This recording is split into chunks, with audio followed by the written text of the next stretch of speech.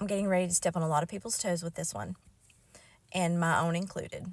Because whenever you think about it, when we speak the truth about God, a lot of times the truth is not pretty and it steps on toes, a lot of toes.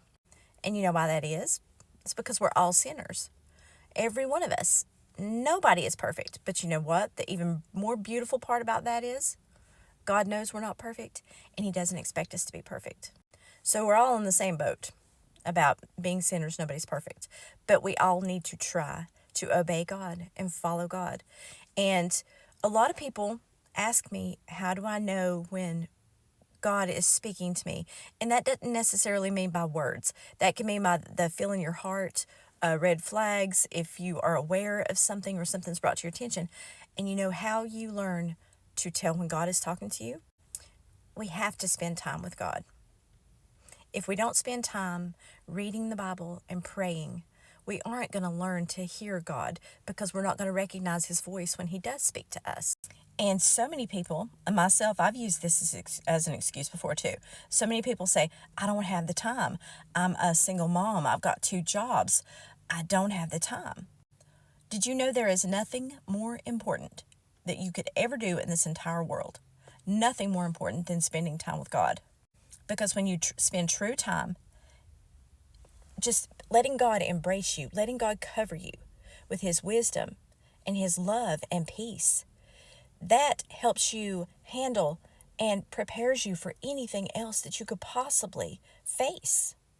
And some people say, I don't have any free time. What free time I do have is spent with my family. I love that one. But you know what you can do? What I've started doing? Because see, like I said, I'm guilty. I am just as guilty of not spending enough time in God's presence. But you know what you can do when you have that time with your family? Talk about God. Pray. Read the Bible. Me and my children do Bible study. That is our special time together because I'm a busy mom. I have 2 jobs. And I used to just, whenever I had a break, all I wanted to do was just come home. Flipping through my phone gave me peace.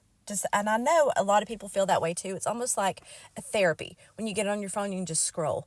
You can just disconnect and it's just peaceful. But you know what that's doing? That's numbing you. Phone scrolling is numbing you. And I know that because I did it. So any of the time we spend on our phones leisurely, that time we can spend in meditation with God. Bring our families into it. There's nothing more important than just getting all wrapped up in God. Because when I started doing Bible study, things started changing so much. Whenever there would be a problem come up of any size, the first thing I started doing is going to God first. In my brain, I would start praying. And I'm telling you, if God will not solve a problem for you, if He allows the problem to continue, He'll be right there with you, because what He's working on is not the problem. It's what you're going to receive after the problem.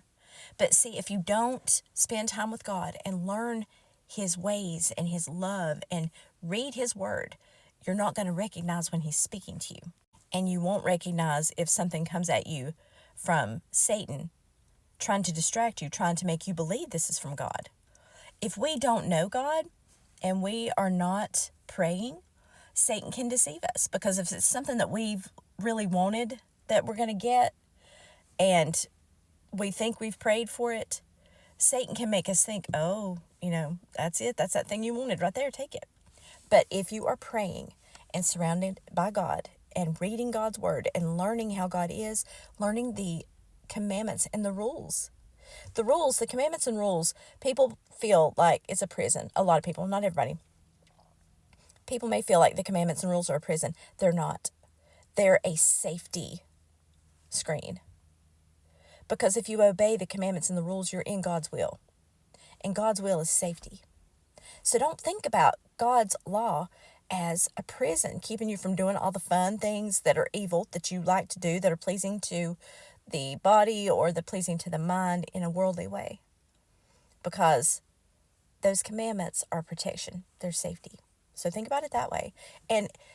But my point is with this whole thing is that if we don't spend time with God, 30 minutes a day, and people are like, oh my gosh, 30 minutes.